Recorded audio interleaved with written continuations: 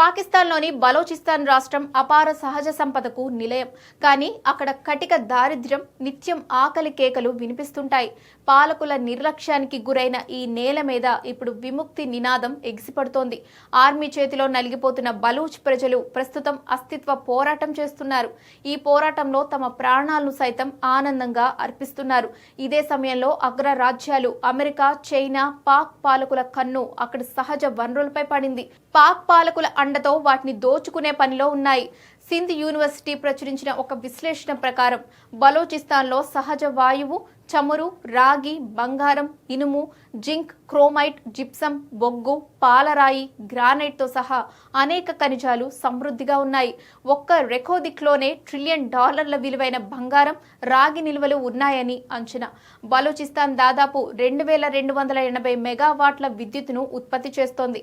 అయినా దానికి దక్కేది కేవలం 700 నుంచి 800 మెగావాట్లు.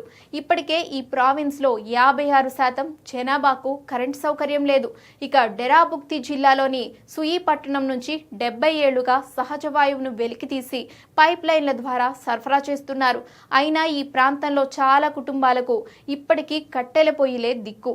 కాగా చెగాయ్ జిల్లా రెకోదిక్లో ప్రపంచంలోనే అత్యంత భారీ స్థాయిలో ముడి బంగారం, ముడి రాగి నిల్వల తవ్వకాల కోసం కీలకమైన ప్రాజెక్ట్ నడుస్తోంది.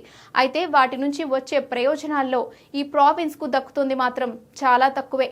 అలాగే ముడి బంగారం, ముడి రాగి మైనింగ్ ప్రాజెక్టులో 20% సంపద బలూచిస్తాన్ ప్రజలకే కేటాయిస్తామని హామీలు ఇచ్చినప్పటికీ అవి నెరవేరలేదు.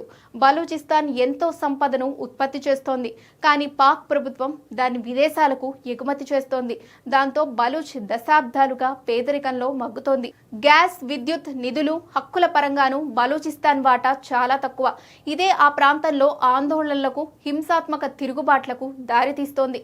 సుమారు 1.5 కోట్ల జనాభా కలిగిన ఈ ప్రావిన్స్ లో 52% మంది బలూచ్లు, 36% పష్తూన్లు నివసిస్తున్నారు. రాజధాని క్వెట్టా నగరం ఈ ప్రాంతానికి ప్రధాన కేంద్రంగా ఉంది. స్థానిక వనరులపై తమకు అధికారం లేకపోవడంపై ఇక్కడ నిరంతరం ఘర్షణలు జరుగుతున్నాయి. బలూచ్ నేతలు తమది స్వతంత్ర దేశంగా చెప్పుకుంటున్నప్పటికీ ఇప్పటి వరకు ప్రపంచంలోని ఏ దేశం కూడా దీన్ని గుర్తించలేదు. ఐక్యరాజ్య సమితి వంటి వేదికలపై దౌత్యపరమైన మద్దతు లేకపోవడం దేశ స్వాతంత్ర పోరాటానికి పెద్ద అడ్డంకిగా మారింది. చైనా వంటి శక్తులు పాకిస్తాన్కు అండగా నిలుస్తున్నంతకాలం దౌత్యపరమైన గుర్తింపు లభించడం అంత సులభం కాదని విశ్లేషకులు చెబుతున్నారు.